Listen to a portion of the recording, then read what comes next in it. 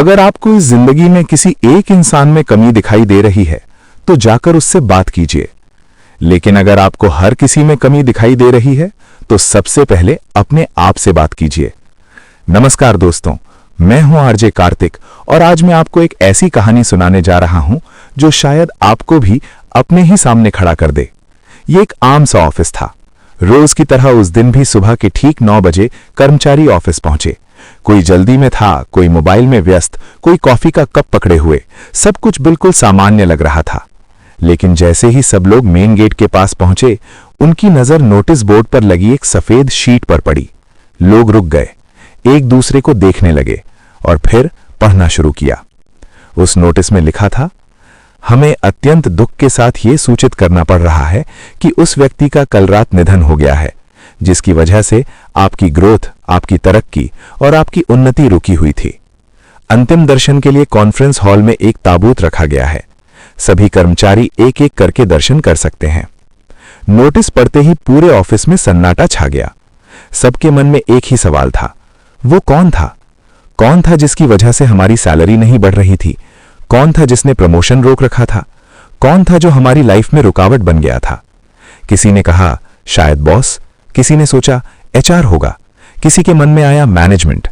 हर कोई अपने मन में किसी ना किसी का चेहरा बना रहा था। कुछ ही देर में कॉन्फ्रेंस हॉल के बाहर एक लंबी लाइन लग गई। गार्ड खड़ा था और एक एक करके सबको अंदर जाने दे रहा था। जो भी अंदर से बाहर निकल रहा था, उसका चेहरा बदला हुआ था। कोई बात नहीं कर रहा था, कोई हंस नहीं रहा था। सबकी आंखों में अजीब सी उदासी थी। ऐसा लग रहा था जैसे किसी अपने को खो दिया हो। आखिर में लाइन में बचा सिर्फ एक कर्मचारी, वही कर्मचारी जिसे ऑफिस से हमेशा शिकायत रहती थी। उसे लगता था बॉस कलट है, सैलरी बहुत कम है, इंटरनेट स्लो है, कंप्यूटर ठीक से काम नहीं करता, ऑफिस का इंफ्रास्ट्रक्चर बेकार है। हर बात में उसे समस्या दिखती थी। हर बात में उसे कोई ना कोई दोषी चाहिए होता था। लेकिन आज वो अंदर से खुश था। उसके मन में चल रहा था, आखिरकार वो इंसान मर गया जिसकी वजह से मेरी ग्रोथ रुकी हुई थी। अब कोई मुझे आगे बढ़ने से नहीं रोक पाएगा। हालांकि चेहरे पर उसने दुख का नकाब ओढ़ रखा था, लेकिन दिल के अंदर एक अजीब सी राहत थी। गार्ड ने उसे अंदर जाने का इशारा किया। वो धीरे धीरे कॉन्फ्रेंस हॉल में दाखिल हुआ। हॉल के बीचों बीच एक टेबल पर ताबूत रखा हुआ था। कमरे में गहरी शांति थी। कोई आवाज नहीं, सिर्फ उसकी सांसों की आवाज। वो ताबूत के पास पहुंचा। अब उसका दिल तेज धड़क रहा था। वो जानना चाहता था, कौन था वो? उसने थोड़ा झुककर अंदर झांकने की कोशिश की। फिर उत्सुकता में वो आगे बढ़ा और जैसे ही उसने ताबूत के अंदर देखा, वो चौंक गया। अंदर कोई शव नहीं था। अंदर एक शीशा रखा हुआ था और उस शीशे में वो अपना ही चेहरा देख रहा था। कुछ पल के लिए उसका दिमाग सुन्न हो गया। गुस्सा, हैरानी, शर्म, सब कुछ एक साथ। वो चिल्लाने ही वाला था कि तभी उसकी नजर ताबूत के अंदर लगे एक छोटे से कागज पर पड़ी। उस पर लिखा था, चिल्लाओ मत, तुम्हारी ग्रोथ किसी और ने नहीं रोकी थी, तुमने खुद अपनी तरक्की रोक रखी थी। तुम हमेशा दूसरों को दोष देते रहे, कभी खुद के अंदर झांक कर नहीं देखा।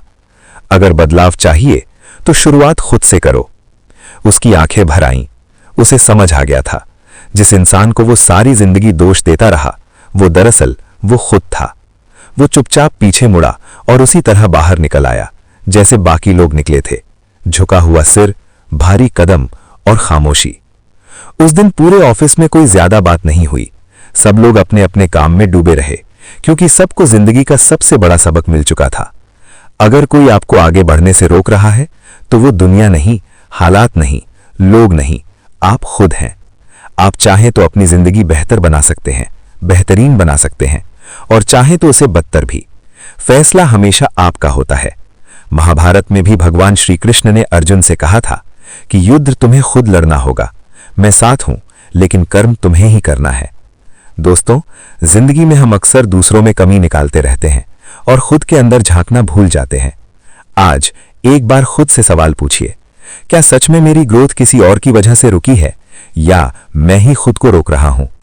ऊपर वाले के आशीर्वाद के साथ, अपनी मेहनत के साथ और अपने परिवार के प्यार के साथ कर दिखाओ कुछ ऐसा कि दुनिया करना चाहे आपके जैसा। मैं हूं एम देवांगन। हर सोमवार सुबह 9:30 बजे मिलते हैं एक नई कहानी के साथ।